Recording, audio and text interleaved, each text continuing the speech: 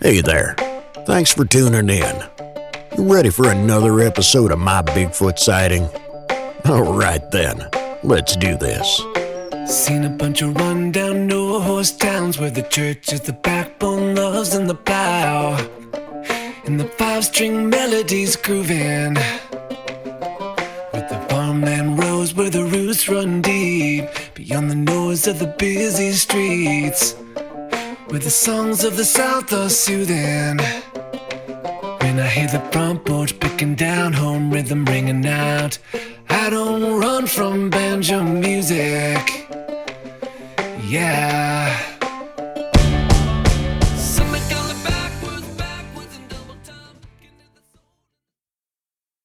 My Bigfoot sighting happened in the Ozarks in southwest Missouri. In the late 1990s, I was going deer hunting. We always hunt down there on my parents' farm. And I was down there with my dad, my brother, my cousin, and a couple friends of ours that hunt regularly. It was in November, mid-November. And it was the second day of deer season. And it was rifle season. And I hunt probably about, I'd say, a mile from where our cabin's at. And to get to that spot, we take our quads, and I drive about, I'd say, a half a mile, quarter mile maybe not a half mile, and I walk the rest of the way in. Well, I usually go in early, about an hour before daylight, and that's only because I use a climbing stand, and I want to have the woods settle down whenever I get in the woods, so I wanted to have a little bit of time to settle down before daylight. I was sitting in my stand, and it was a little chilly that morning, and I noticed that squirrels were hopping around right before daylight, and I was getting a little excited, thinking maybe there's deers walking up on me. And, you know, how you get whenever that adrenaline starts pumping.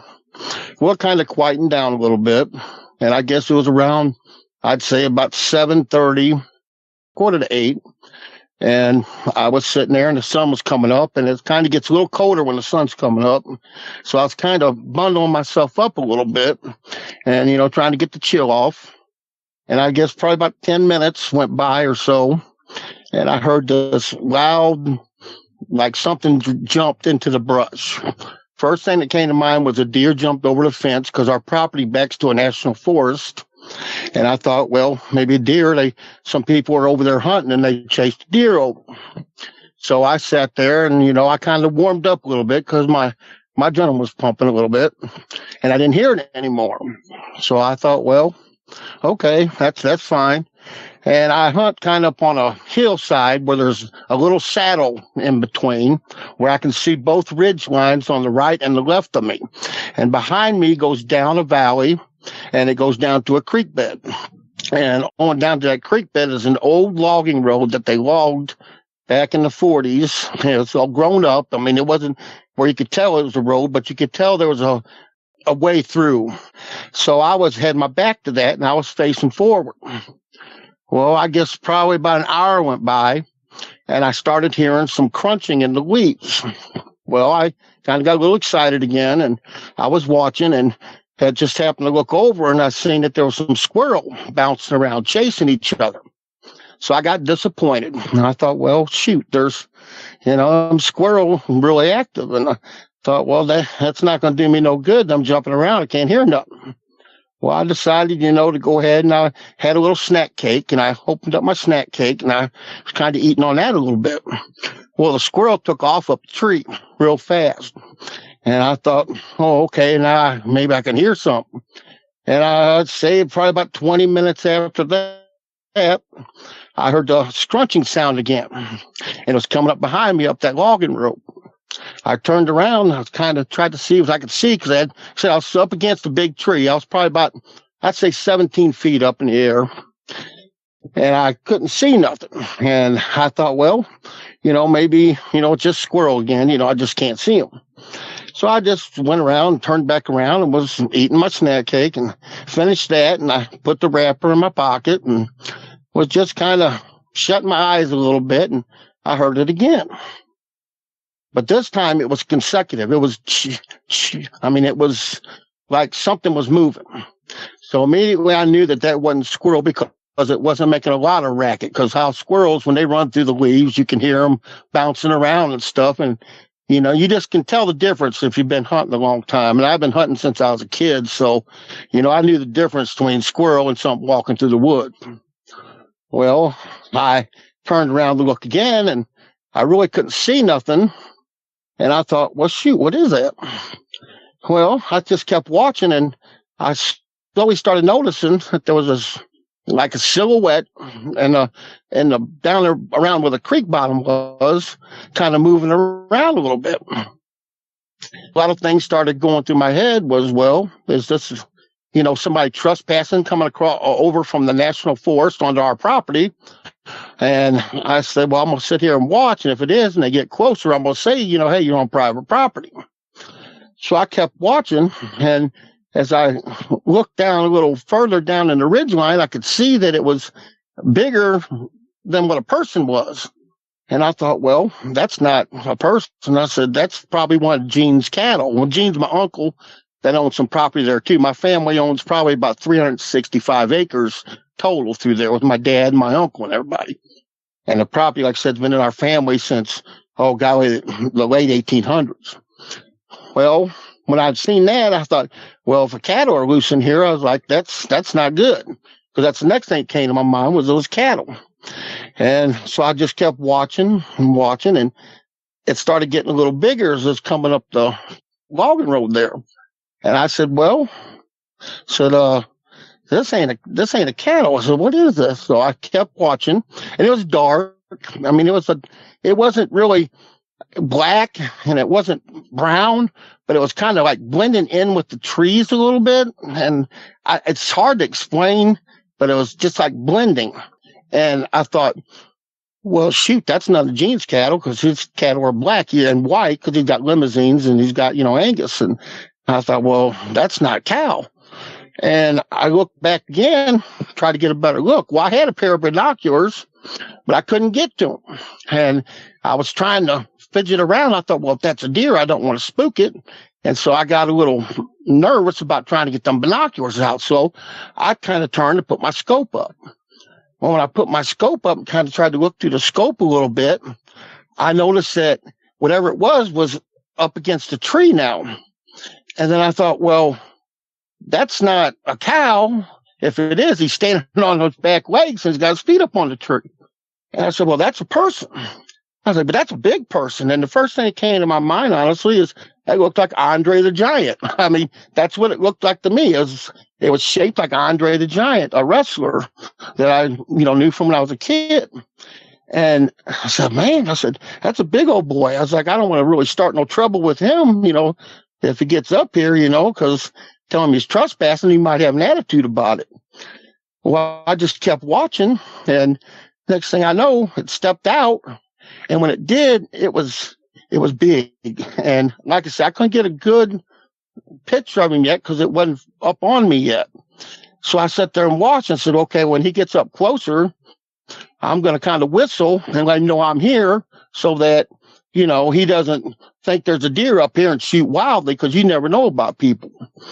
So I watched and watched, and as he started walking, I noticed he was kind of moving different than what a person walks. And I don't know how to explain that, but you can just tell it wasn't a person. And there's brown bear down there and there's black bear, but this was walking. And I kind of got a little nervous. I was thinking, well, what am I looking at? And so I turned to put my scope on it again. And when I did, I saw its face. And when I saw its face, I'd explain it. It was like old looking in a way, like it had wrinkles and everything. And it was flat. It didn't look like a monkey. I mean, people say Bigfoot looks like a monkey, but this didn't look like a monkey. It was a flat face with wrinkles, real dark, leathery looking wrinkles. There was no hair on it. And I thought, well, if somebody's out here during rifle season dressed up in a freaking costume to try to spook somebody or play a joke, they're really stupid, because there's a lot of people out in them areas hunting with high power rifles. And I hunt with a 7mm mag. And I thought, that's a real idiot. I watched and watched, and it grabbed a tree branch and it pulled down, and it looked like it was smelling it. And then it just kind of let it go. It didn't break it or anything. It just let it go. And it walk over to the side of the logging road down to another hillside. And it stopped and it kind of squatted a little bit. It didn't squat down toward the ground and it didn't bend over. It was like it was doing, like if somebody was lifting weights. That's what it looked like. It looked like it just kind of went down. And I don't know if it was going down because it might have smelt me or seen me or something or knew something wasn't right, but it just kind of squatted down a little bit. And that's when I really started getting a little nervous, thinking, well, this can't be real. It's the first thing that came to my mind. I was getting scared. And by now, I guess it's probably been about an hour and a half since the original time I heard it. So we're looking about 9:30, 10 o'clock in the morning. Well, I waited and waited, turned back around. My heart was beating. I was breathing heavily. I guess you could say, maybe hyperventilating a little bit. And I thought, well, I'm up in a tree. If I stay real still, it won't see me. Whatever it is, it won't see me. Maybe it won't come up here. Well, it did. It started coming back on the logging road. I could hear it coming up. And I didn't want to turn around again because I knew if I turned around, it would see me. And I just knew it. And I was shaking. I didn't know. I honestly was praying. I was praying real hard that please don't let this be something that's going to hurt me. And I was scared. So I sat there and it just kept coming up. And I guess it got probably about 30 yards from my tree stand and behind me. And I turned and looked, and it was hairy, but it wasn't. It was like one of them shaggy dog looking hair. It wasn't like what people say and I watch on TV. It wasn't like that type of Bigfoot. It wasn't all muscular. It was huge, but it wasn't muscular huge. His body flowed. And I'd say he's at least 7.5 foot tall, at least, if not taller than, maybe 8, but he was big. And I'd say maybe 3.5, 4 feet wide up at the shoulders. And I was shaking so bad that I thought about getting my gun ready. And if I had to, I was going to shoot it. I mean, I know that sounds bad, but I was terrified. And going through my head was, well, if I shoot it and this is somebody playing a prank, and again, this is going to sound, really bad, but I was justifying that if it's a person, well, then I'm not going to be in trouble because they're dressed up like this during gun season. It's their own fault. Everybody, I won't go to jail. I won't have to worry about that. Everybody will understand. But I couldn't bring myself to hold my gun straight. And not that I was going to shoot it then. I was going to shoot it if it got real close and seemed like it was a threat. I'll be honest. I was going to shoot it if I thought it was going to be a threat. So I just watched, and when it turned over toward the side, its back went to me. Now, there was no smell, and I'd say now it's probably about maybe 20 yards from me. I'm looking down like at maybe 4 o'clock, looking straight down at it. And like I said, I'm about 17 feet up in the air, and this thing could have easily probably reached up and touched maybe 3 foot from under my tree stand. That's how big this thing was. It had long arms.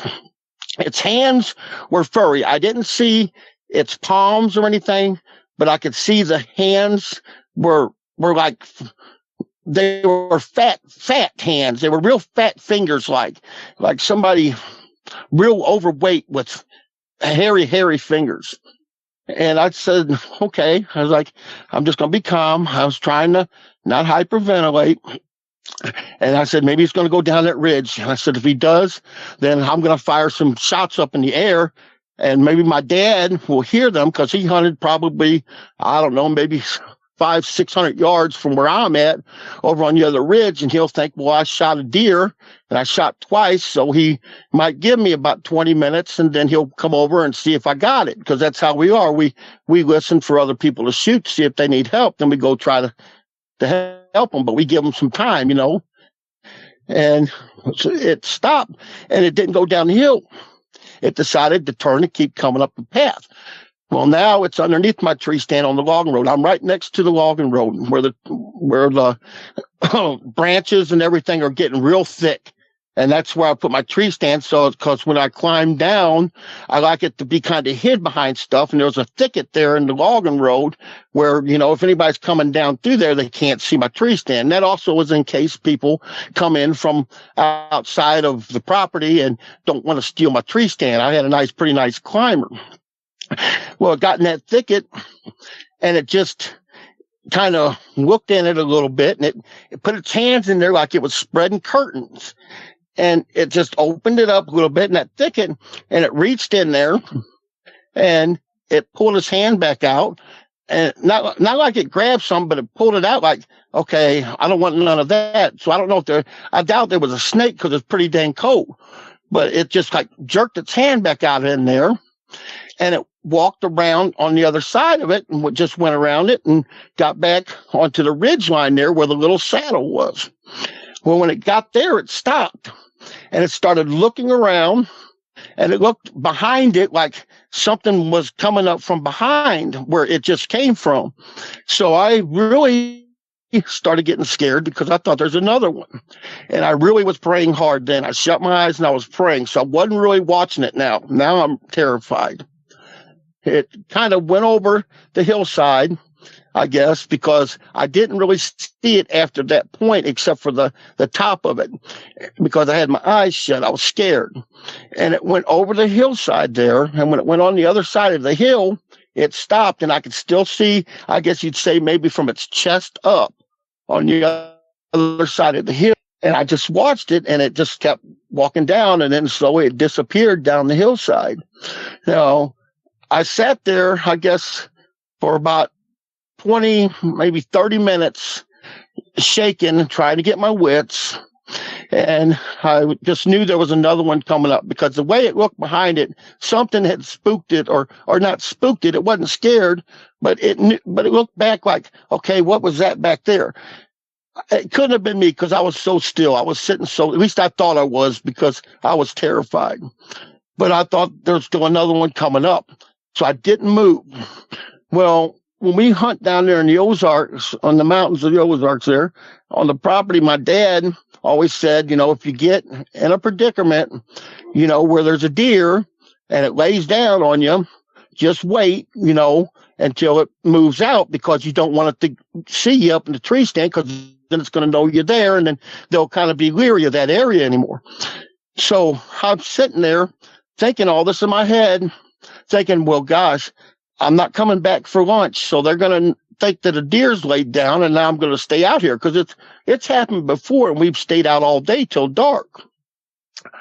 So I sat there for the rest of the day till it got dark, and I was terrified to come out of my tree stand.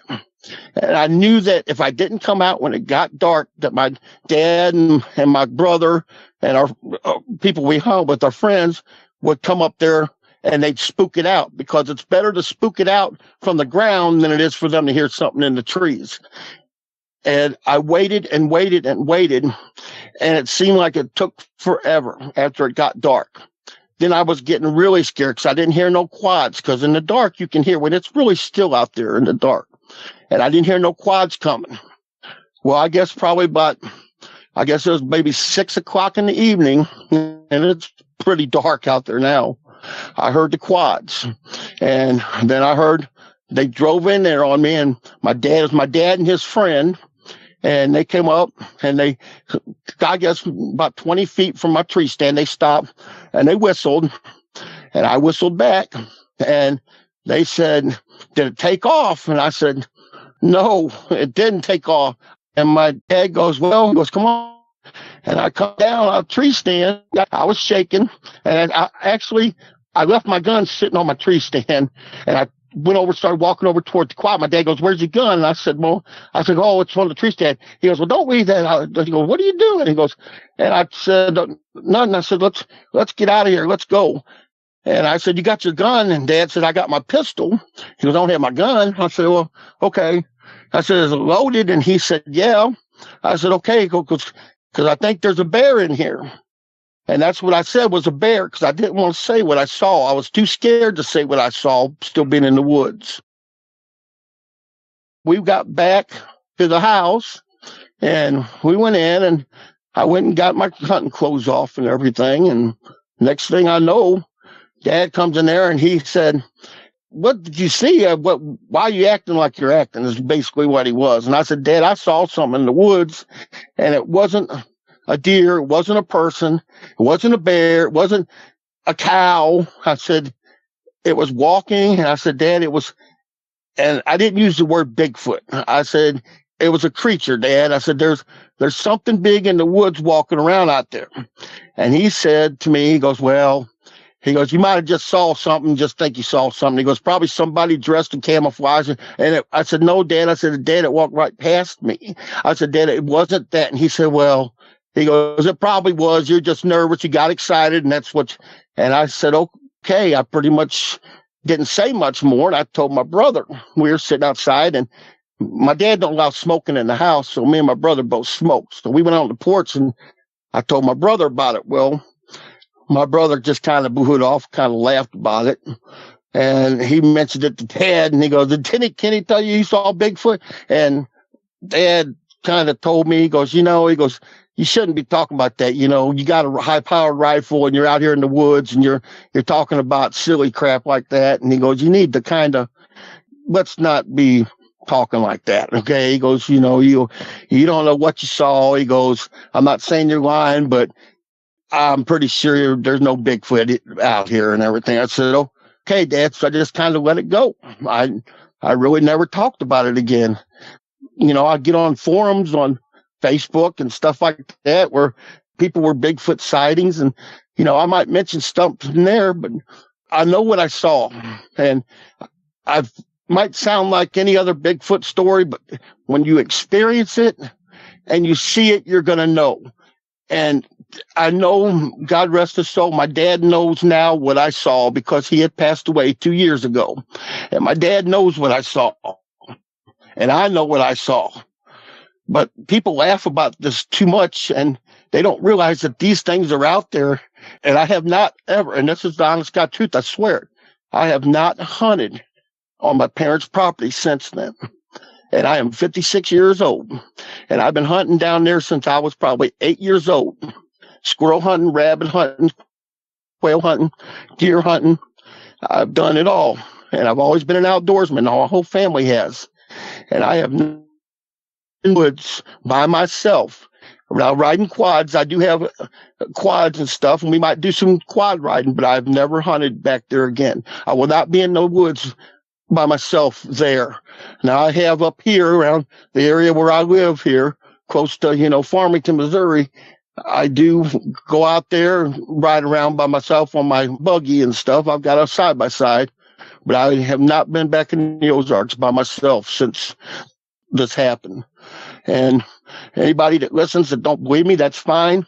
But when you experience it, you will see that this thing is real and there is something out there. I'm not saying that it's going to hurt you, because it didn't show aggression.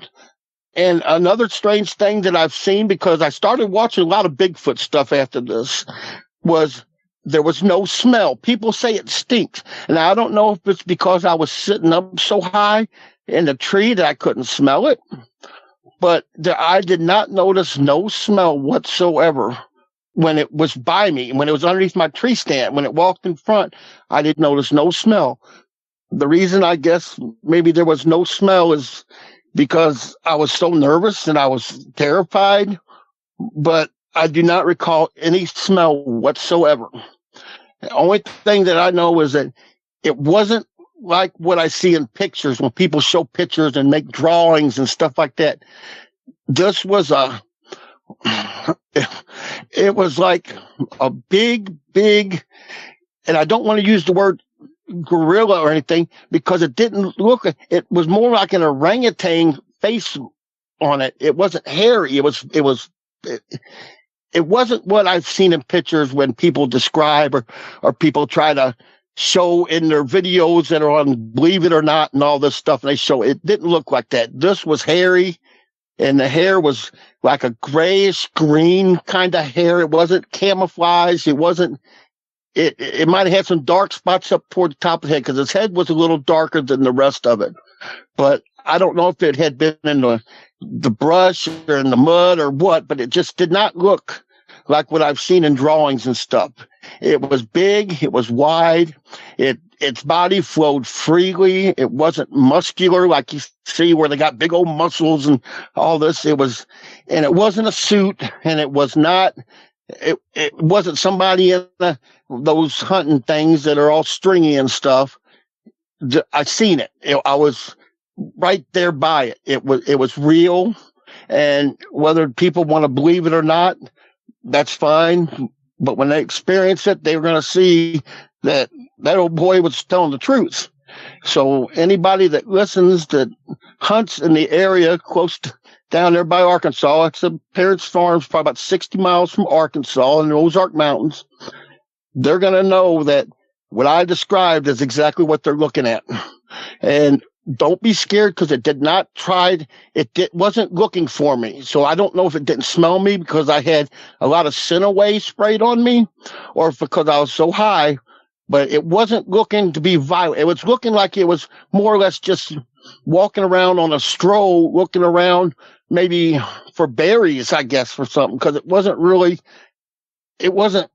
aggressive like. I didn't feel, even though I was terrified, I didn't feel like it was looking to try to kill something or harm something. It was more or less just strolling through the area and happened to come under where I was hunting. And that's my story. And like I said, you can believe it or not believe it, but I know what I saw, and it was not a bear. It was not someone in a suit. It was real. And when you see it, don't shoot it. Even though I talked about shooting it, I don't think it'd be right because it seemed to me like it was not out to harm anything. It was hunting around for stuff to eat or something, but it was not looking to harm anything. So that's really basically my story. Thank you for listening. Well, that's it for tonight's show. If you've had a Bigfoot sighting and would like to be a guest, please go to mybigfootsighting.com and let us know. Thanks for listening. Have a great night. Seen a bunch of rundown no-horse towns where the church is the backbone, loves and the plow, and the five-string melodies grooving, with the farmland rows where the roots run deep, beyond the noise of the busy streets, where the songs of the South are soothing. When I hear the front porch picking down, home rhythm ringing out, I don't run from banjo music. Yeah. The sound of a memory brings me back to the bluegrass playing on my dad's 8-track. It's pick 'em and it been through it, getting through the day on Scruggs and Skags, bucking hay bales to those Tennessee jams. There's no other way that I'd do it. When I hear the front porch picking down, home rhythm ringing out, I don't run from banjo music. Yeah. Something going backwards in double time, getting to the soul in this tremolo Kentucky style. Those are the anthems strumming out, country boy living. When I hear the front porch picking down, home rhythm ringing out, I don't run from banjo music.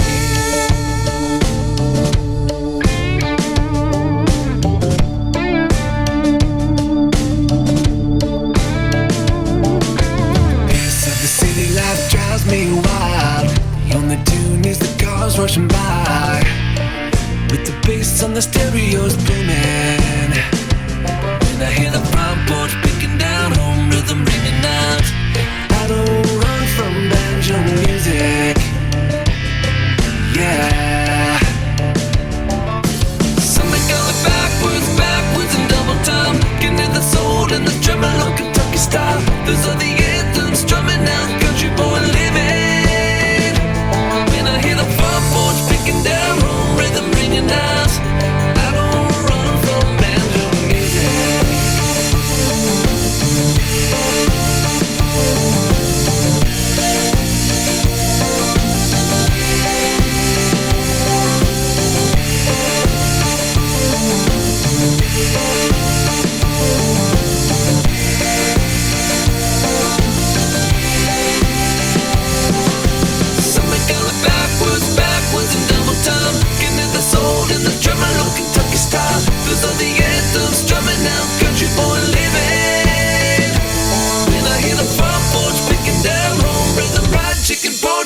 Mama's best sweet tea. Got the sound